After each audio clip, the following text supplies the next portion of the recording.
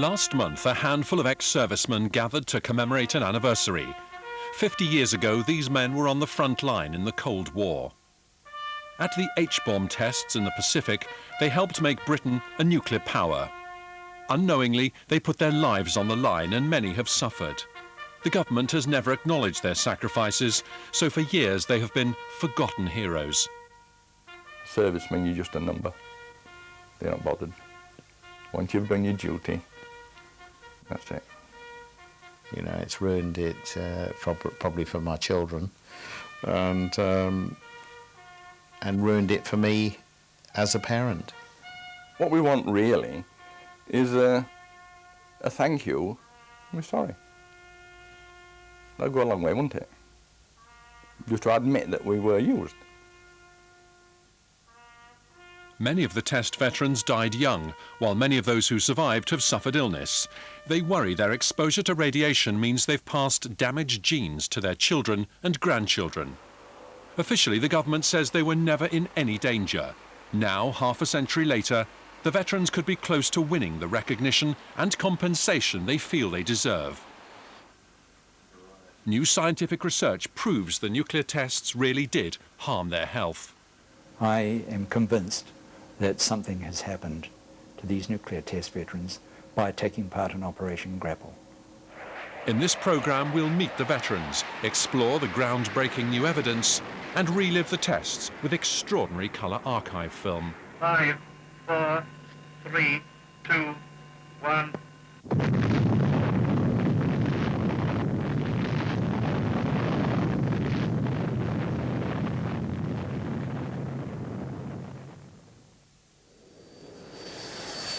In the 1950s, the nuclear arms race was in full swing.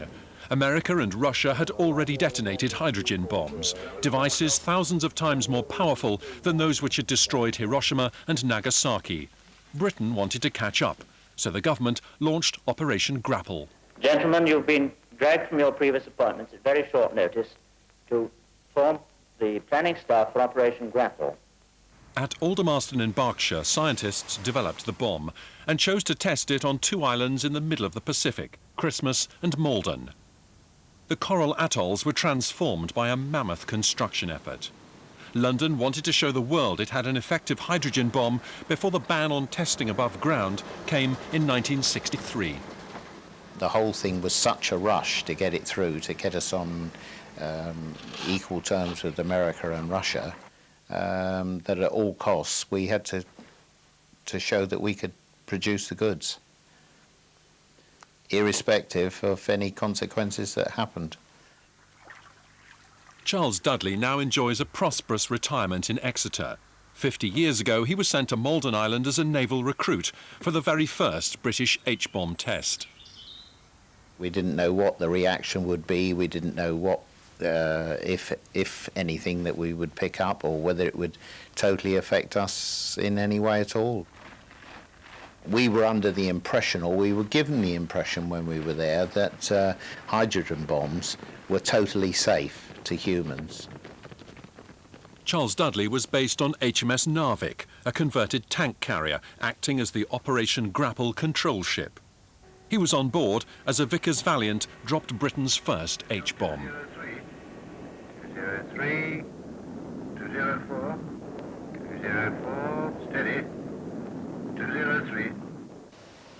You had to turn your backs to the explosion, and then the countdown. You turned your back, and then you had the countdown, and then they let off the bomb, and you could feel the heat and the blast, and you could also, you almost felt like you could see through things. You know, you could see your bones really, or that was the effect, that the light was so intense, and then after a bit of time, everybody was told to turn around and have a look and see what had happened.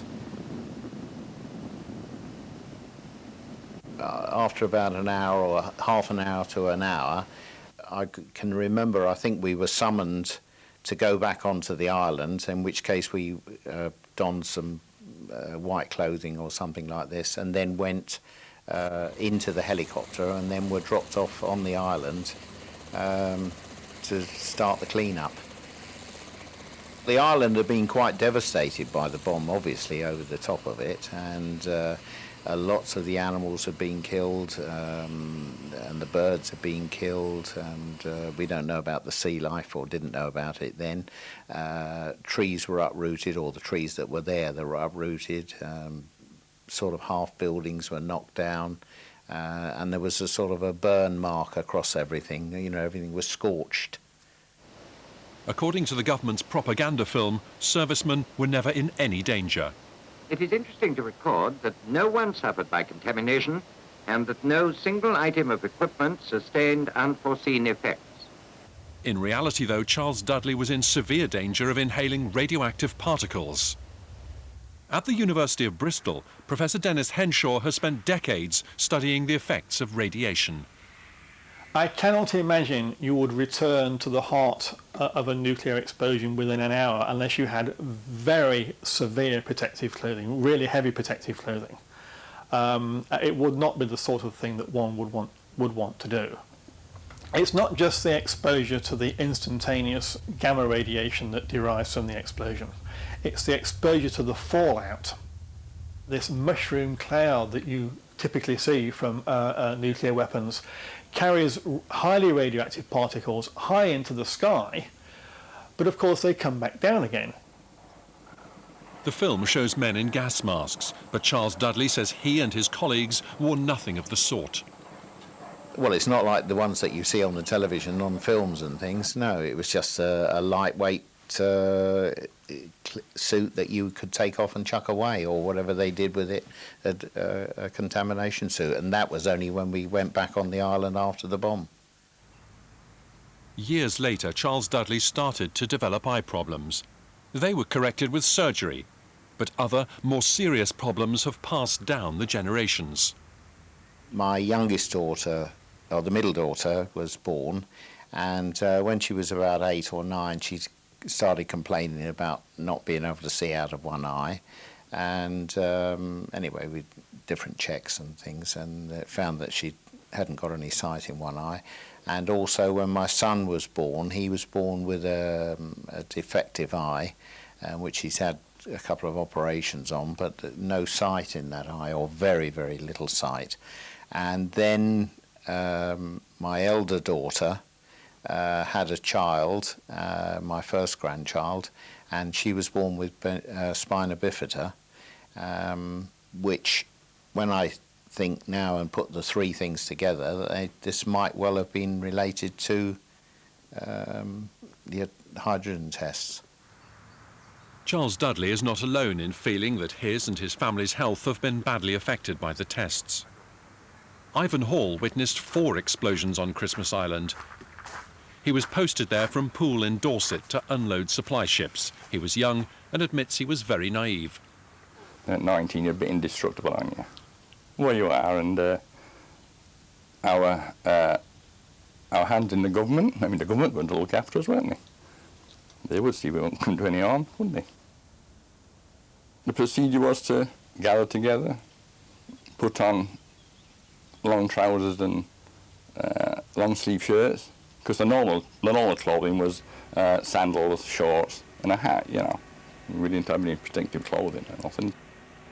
Again, the blast itself may not have harmed Ivan Hall, but the fallout would have got into the water he drank and the food he ate. We used to go to this remote part of the island and go on the reef and catch all these crayfish, big monstrous crayfish, while the others behind was boiling the water and all the crates of beer. And we just had a night of gorging on crayfish and a beer session. I remember seeing in the same area dead dolphins on the beach, which burnt black. They must have been in the vicinity of the bomb. Swum back and died on the beach there, you know.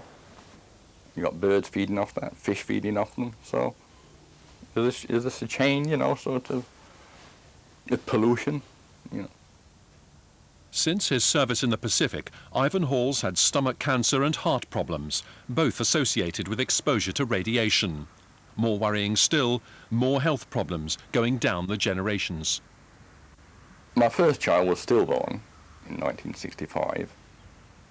My daughter, she had a large birthmark, and on her records, I believe that's a melanoma. And then her first child was terminated through spina bifida and water on the brain. I've never had this in my family. That leaves me a bit suspicious, you know.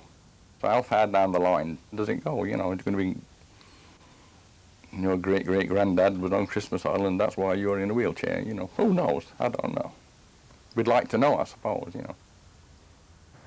It may not be long before Ivan Hall and 1,000 other British veterans get the answers they want. In part 2, we hear from the scientist who says he's proved the Pacific tests really were dangerous. And we meet the lawyer who's using that research to win compensation and recognition for the veterans.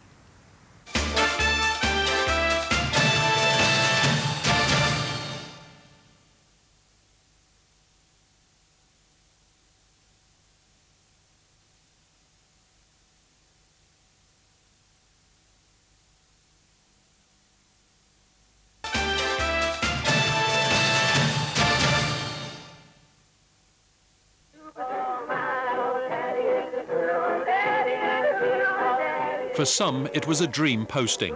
In the late 1950s, thousands of British and Commonwealth servicemen found themselves stationed in the middle of the Pacific.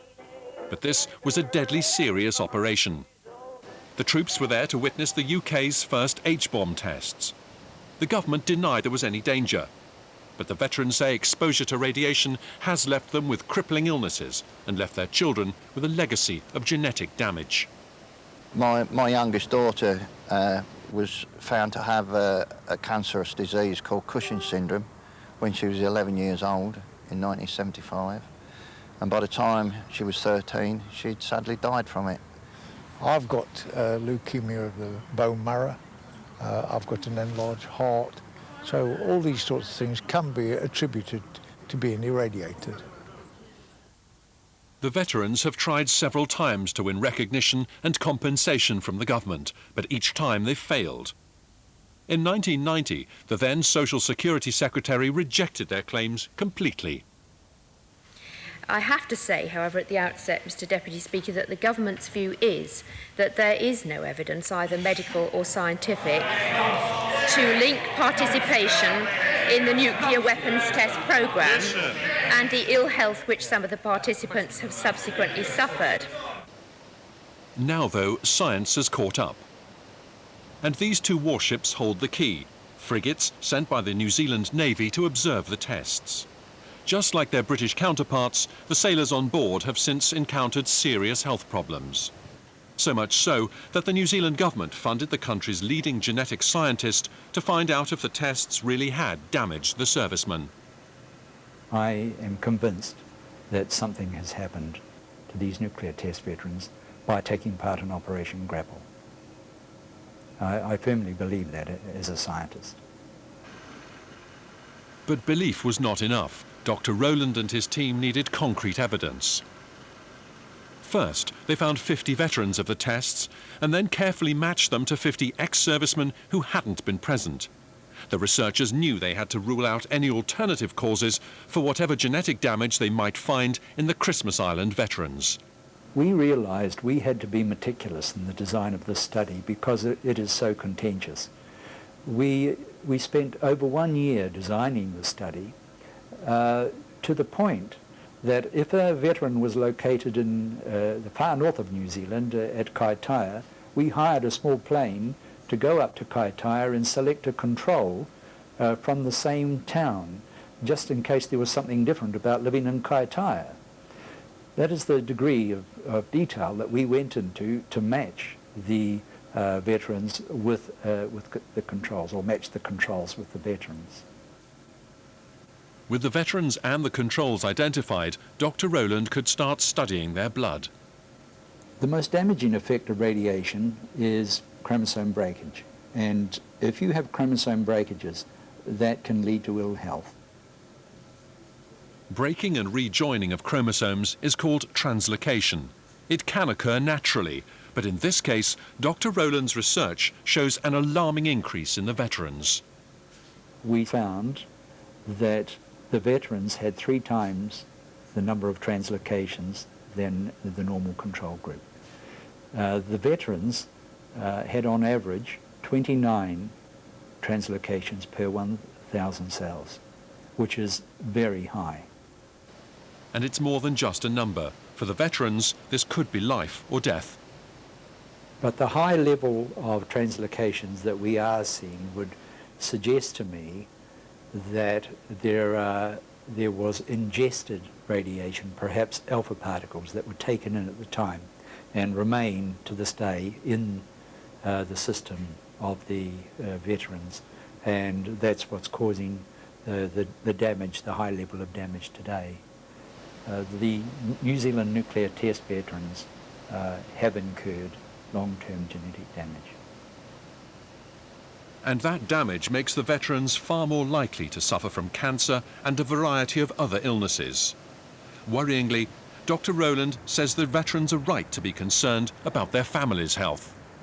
The effects could be passed on to the offspring if the radiation affected the germplasm, that is the sperm in the veterans. So it would be a logical step to study the offspring of the nuclear test veterans. In theory, the New Zealand research gives the British veterans vital ammunition in their quest for recognition and compensation. Al Rowland's research has been passed to Mervyn Fudge, a solicitor based in Bristol. He's preparing to take the British government to court on behalf of the veterans. He's taken the work to Professor Henshaw at Bristol University to have it checked, and it seems the methodology holds water. Dr. Rowland's paper is an excellent piece of scientific work, very well detailed. Clearly took a long time to do the research. Lots of checks and balances on what he's done, and he's produced a really very clear result of the increased frequency of these translocations in the chromosomes in the veterans compared to the unexposed control group. So I think it's an excellent report that will survive any scientific, withstand any scientific scrutiny. Mervyn Fudge says the evidence from Al Rowland's so-called M-FISH study is now overwhelming. If this research is looked at by the government, and I hope they will look at it seriously, then they will realise that this research shows quite clearly the damage that's been done to the veterans. The M-FISH assay, which is the basis of this research, is a technique which is used by the government themselves at Harwell. So it's not odd science, it's accepted science, and therefore they should look at these results, consider the age of these veterans, come to the table and do something about it. We contacted the Ministry of Defence and asked whether the New Zealand research changed its outlook. In a statement it said, "The Ministry of Defence remains open to new scientific or medical evidence concerning nuclear test veterans, and we're reviewing the findings of this latest study." Previous independent reports have concluded that there is no evidence of excess illness or mortality among the veterans as a group, which could be linked to their participation in the tests or exposure to radiation. Mervyn Fudge's experience as a lawyer suggests this means the government is not going to make his life easy. I think the government will stand firm. They will put their head in the sand, ostrich-like. They will fight this case until they're shown to be wrong. That's the way that governments all behave. They try to protect the public purse, but this is different. This is sad. These people are not fighting a drug company. They're fighting our government. We should be looking after them. And the government should take this research, look at it and say, we now have proof that we could have damaged these veterans. And rather than make them fight all the way down the road, we're going to be magnanimous.